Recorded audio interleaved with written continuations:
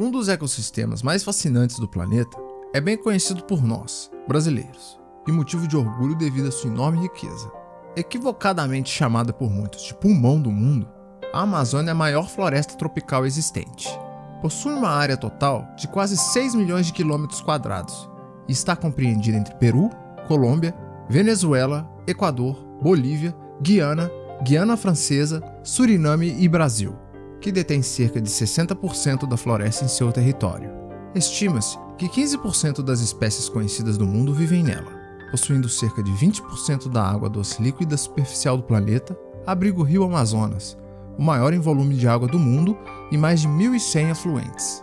Os primeiros europeus a navegarem pelo Grande Rio o batizaram de Amazonas devido a um suposto combate com uma tribo indígena que julgaram ser composta unicamente por mulheres. Em alusão às guerreiras da mitologia grega, o nome acabou sendo estendido à Grande Floresta, hoje conhecida como Floresta Amazônica. Mas o que a maioria de nós não sabe é que nem sempre a Amazônia foi como conhecemos. Pesquisas recentes revelam que as riquezas da floresta vão muito além de recursos naturais. Talvez exista ali um tesouro cultural incalculável, que revela um capítulo perdido não só da história do nosso país, mas da história humana em si. Francisco Orellana, um explorador espanhol, foi o primeiro europeu a percorrer o rio Amazonas por completo, entre os anos de 1541 e 1542. Um feito memorável, dada a impenetrabilidade da floresta à época. Uma fortaleza verde e densa, de árvores intermináveis, com copas tão largas que a luz do sol mal conseguia tocar o solo. Onças, sucuris, piranhas, sapos venenosos, cipós e raízes tão emaranhados que mais pareciam arame farpado. Malária, febre amarela. Literalmente uma fortaleza. Não é de se espantar que os europeus acreditassem que nenhum povo pudesse prosperar ali em números significativos, como viam no Velho Mundo. Contudo, a história contada por Francisco de Orellana, aquele mesmo que deu o nome ao rio e, consequentemente, à floresta, contradiz a visão comum da Amazônia como um paraíso intocado. Em sua lendária expedição, Orellana diz ter encontrado vastas cidades, campos cultivados, redes intermináveis de estradas e assentamentos tão grandes e avançados que não deixariam em nada a desejar a Europa do século XVI. Seu relato começa quando um destacamento de homens se separa da expedição em busca de suprimentos, navegando o rio adentro. O que descreveram é assombroso e intrigante.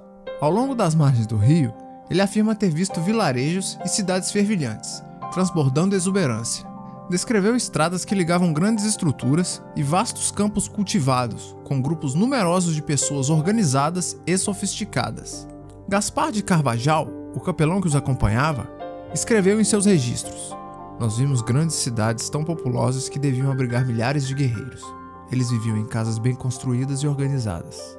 Quando retornou à Espanha e compartilhou sua história, ninguém acreditou. Grandes cidades no Novo Mundo? Isso soava absurdo para os europeus, que viam a selva como um terreno hostil, incapaz de abrigar a prosperidade e a civilidade que conheciam. Orellana virou motivo de chacota e seus relatos foram considerados exagerados, se não mentirosos. Uma tentativa de justificar o fracasso da expedição em encontrar riquezas, ouro e especiarias. Mais tarde, em 1600, outro explorador português refez a rota de Orellana no rio Amazonas, com a esperança de encontrar as tais cidades. Mas dessa vez, eles encontraram nada. Nenhuma cidade, campo cultivado ou sociedade exuberante. Nada daquilo que Orellana havia descrito. Para eles, a Amazônia era aquela mesma fortaleza verde de sempre. Orellana foi considerado um grande mentiroso, e assim permaneceu durante séculos. Apesar disso, seu relato alimentou uma infinidade de narrativas sobre cidades perdidas nas entranhas da América pré-colonial, como a Cidade Z, Paititi, Eldorado, Acacor, o Manuscrito 512 e Ratanabá. Muitas dessas lendas sustentadas pelos próprios indígenas, por meio da tradição oral. Em 1925, o explorador britânico Percy Fawcett, que inclusive inspirou o personagem Indiana Jones, alimentado por essas antigas lendas, liderou uma expedição para encontrar uma cidade lendária de uma civilização avançada no coração da selva. No entanto, Fawcett e sua equipe desapareceram misteriosamente e nunca mais foram encontrados. Seriam essas lendas verdadeiras? Por que Pedro Teixeira em 1600 não encontrou nada, mesmo quando a floresta ainda jazia quase que inexplorada pelos europeus? Seria possível que grandes civilizações tivessem se erigido no território que hoje conhecemos como Floresta Amazônica? A grande luz que iluminou essa questão foi o uso do LiDAR, Light Detection and Ranging, uma tecnologia de sensoriamento remoto que dispara feixes de laser a partir de aeronaves, permitindo aos cientistas ver através da vegetação densa e mapear o que há por baixo. Surpreendentemente, foram encontradas grandes estruturas geométricas, elaboradas malhas viárias e evidências de assentamentos que poderiam ter abrigado centenas de milhares de pessoas. Na parte boliviana, arqueólogos encontraram grandes estruturas circulares e canais que apontam para cidades altamente organizadas, com sistemas avançados de gestão hídrica, sinais claros de profundo entendimento de engenharia e planejamento urbano. Na parte brasileira da floresta, pesquisadores identificaram padrões em grade que sugerem ruas, praças e grandes bairros, tudo escondido por séculos de crescimento florestal. E é aqui que está a raiz do espanto da comunidade científica. Não estamos falando de 1 ou 2 vilarejos, mas de redes enormes de grandes assentamentos, alargando-se por centenas de quilômetros conectados por estradas, como se tivessem sido usados para comércio ou viagens. A priori, devemos ressaltar que, dentro de um contexto científico, a condição sine qua non para o desenvolvimento de uma civilização humana antiga é o excedente de produção. E isso começa com a agricultura.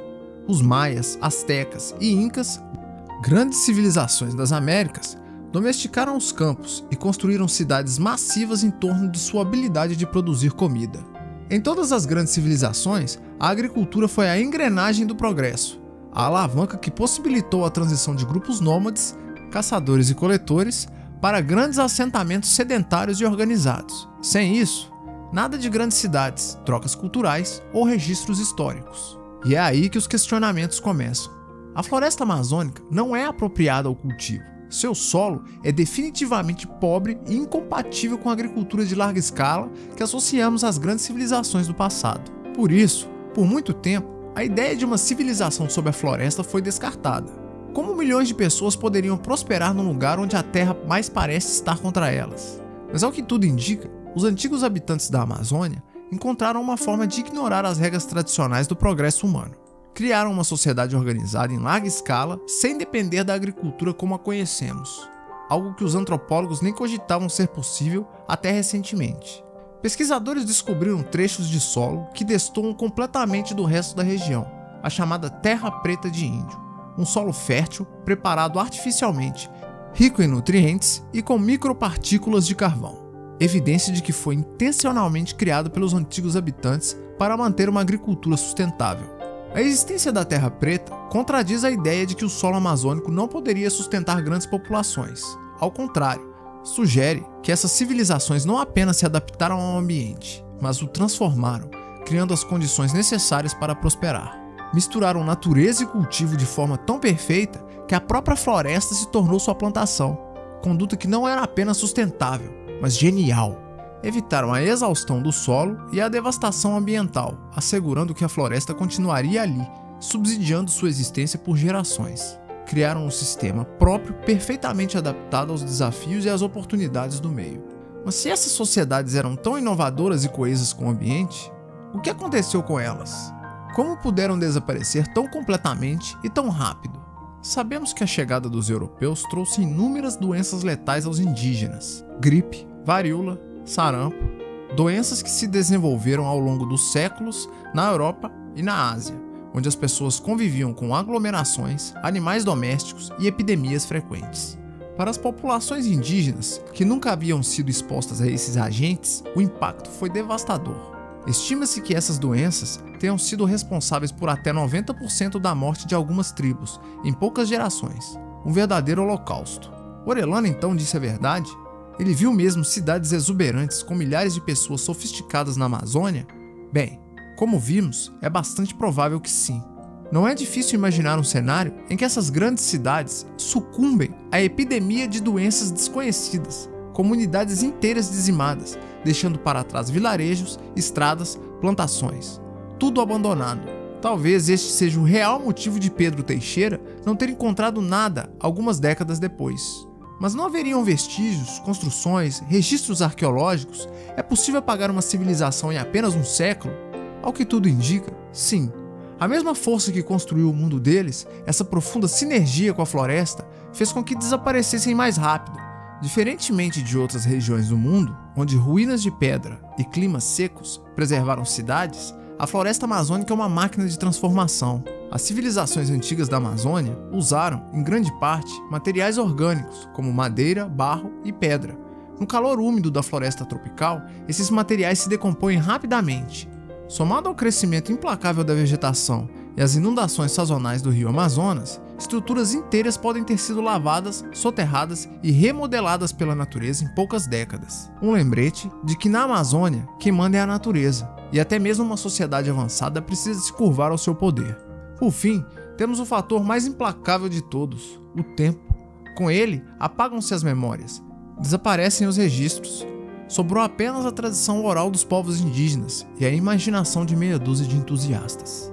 Essas recentes revelações sobre a Amazônia adicionam um novo capítulo à história humana, capítulo que passa pelo redescobrimento do Brasil como palco de civilizações tão avançadas que não só transformaram seu desafiador ambiente, mas que se integraram a ele, nos dando um novo significado de civilização e progresso.